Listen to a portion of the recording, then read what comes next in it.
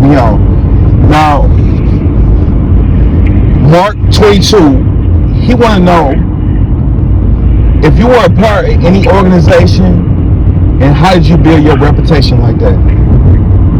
Say it one more time. What? He want to know if you were a part of any organization, and how did you build your reputation like that for everybody to be blaming this stuff on you? First of all, no, not a part of anything. Just being, in the streets by myself, though, with people just my man, though. Most stuff is built off of how you present yourself, because you're not going to encounter other people in the streets, which is obvious. How you present yourself, you presented yourself as a straight up dude, that reputation is going to, it's going to be the thing that people are going to identify you by. They may have dealings with others. Sometimes they dealings with others may be straight up. Other times they dealings with the same, with the same people, may be shady. And so, with the shady shit, and they say, well, I don't know if I can deal with this dude, because sometimes you're right, other times you're full of shit. But if you're always straight up, always a good dude, always a person you were, that's your reputation right there. That's why, even in here, we tell guys when we see them doing some shit that's faulty, or should I say faulty, in terms of the character, we try to correct them. Because once you lose your character, people identify you with something. That's your state. Exactly. That make a whole lot of sense. Jalen 421. Where's you from? Ohio, Jalen? Okay, Jalen 421 want to know, when you went to prison, did anybody, or when was the first time that anybody ever tried you? When was the first time anybody tried me? Yeah, like, bring that TV out here at lunchtime, so on and so forth, like that. That's funny, but it's funny because it's real. I don't care what type of rep you have coming from society. If you get to the penitentiary, it ain't so much true now in correctional facilities. That's what they call these places now. But back when I first came down in the penitentiary, much different environment. Two things up for grabs. Upon entering the penitentiary, your ass, the rapists are here, or should I say, we're there, and your life, dudes are going to come at you, and so knowing that, I would have said to guys, hey man, as soon as you can, identify somebody who comes from your way, guys who have been in here for a minute, because, with numbers is a little power. You're standing on the island by yourself because the rapists are going to come. The robbers are going to come because guys just don't have shit in here. And, the sooner you can, get with some guys from your way, they may be able to stave the dogs off for, a bit.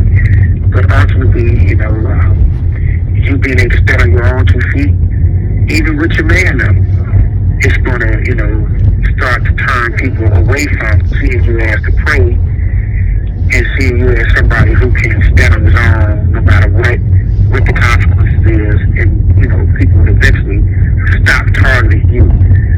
But it's coming immediately. It happened to everybody back in the day. And what year was this you talking about? You go back into the 80s, maybe a few years in the early 90s, but certainly all throughout the 80s and everything behind that, maybe a few years into the 90s. Just as a different environment in prison. It wasn't these manicured yards and these pretty buildings. It was a different world behind the wall. Okay. So you've been through some stuff. Now, Tim 301, I think he's from Ohio. Shout out Tim. Thank you for tuning in. He wants to know, have you ever been any wars behind your incarceration? Oh, absolutely. Because again, that's some shit that's gonna happen. Sad to say though, some of this stuff can't be answered, on this line. they tell you when the line click on, hey, these phone calls are recorded, man. And the prison, the administration of these prisons, very petty. Will lock my ass up. It wouldn't bat an eye about it. But the answer to the question is yes. Okay. Lexi 21 say, since you've been locked down so long, have you ever been tempted to participate in homosexuality? No, if you ain't gay, you ain't gay. That just is what it is. Not to mention, hey man, women fucking here, man. The only thing that even slowed that up was the fact that they put the prisoners under surveillance. You know how casinos are. They got those eyes in the Oh yes, I know. That's what they did to the prison. I've been kicked out of few. Cameras literally everywhere. So that slowed the shit up. But hey man, women fucking prisoners. Exactly. Slownan, or excuse me if I'm pronouncing your name wrong. Slownan or Solan, whatever his name is. He wants to know, during your time, have you ever thought about committing suicide? No, but it has. Don't get me wrong. It has been some dark ass days in prison. The person that has done, the type of time I have for, if that person that tells you that he has never thought about, had super dark days, I feel bravo to his ass. But man, I done had some dark ass days in the joint. And like I say, most of my 34 years, majority of it's been done in maximum security. And a lot of that time has been done in solitary confinement in maximum security. I always laugh at today's society where I remember Barack Obama, when he was the president, Barack Obama made a statement. He was the first sitting U.S. president to go inside of a federal prison. Yeah. And he spoke at the NAACP National Convention. And he said, and they are keeping guys in solitary confinement for up to 30 days at a time. Man, I did in a decade straight in solitary confinement. Nobody bats an eye about that shit. Wow. So you have really dark days. I done had some really dark days in there. Not suicidal, but seriously, some dark shit that went through my mind. Exactly. Now, Kim 82 wants to know. Ask the question again. Okay, Kim 82 wants to know, while you've been in prison, how did you adjust during so long? I guess the adjustment period of prison is the first 30 days. Once your brain, because it's the fear of the unknown coming in here. You had a claustrophobic, thing go through your mind when they shut the cell door. Whether it is bars, they don't really have bars no more. It's doors. When they shut these cell doors, am I gonna be able to breathe in this motherfucker? And after the first, week or so, you realize, hey man, your heart gonna continue to beat.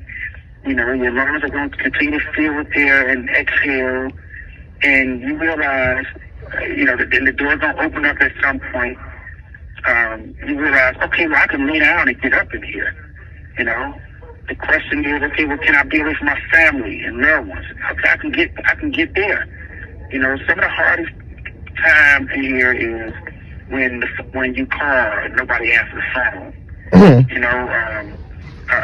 You get up, goddamn, do anybody care? You need money.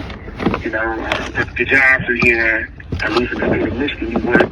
Nobody cares to make $20 a month. However, you still pay the same prices for stuff that y'all do out there. I make $20 a month, but I pay $4 for deodorant. You know what I'm saying? And $3 for a toothpaste. I mean, shit. I get some toiletries there's nothing left for food, because there's nothing in the child hall to eat. There's no food there. The food is garbage, So, most of it is, once that first adjustment period, first 30 days or so, your brain lock you to that you can do it, and, you do whatever bit you got to do. Now, Polsky 99 wanted to know, when you first did this interview, were you very skeptical, and are you nervous to talk about certain things? Well, skeptical at the beginning, yes. Nervous to talk about certain things. Not necessarily nervous because I don't really have shit to hide. And then the things that I'm not going to answer, I'm not going to answer. You know what I'm saying? So it wasn't a nervous thing. Skeptical because I'm like, well, shit, is this, what is this? It's similar to coming to prison. The fear of the unknown. What is this shit here I'm going to do? Like I said, again, I don't really have anything to hide. I'm not afraid of the authorities.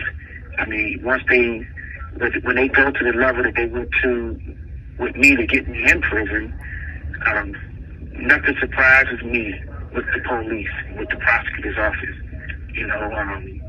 They know the truth about the shit that they do. I mean, look at it like this here. The county of Wayne, this Wayne County in Detroit, is in competition with states like Texas, Illinois, California, New York. So we got one county in Michigan, is where Detroit is at, Wayne County. In terms of exonerations, the state of Texas will have like 27 in a 2-year span or whatever. California may have like 26 or something like that there in a 2-year span. Detroit, Wayne County will have a similar number. This is a county versus multiple states. Mm-hmm. That police department and prosecutor's office is not one that you can trust.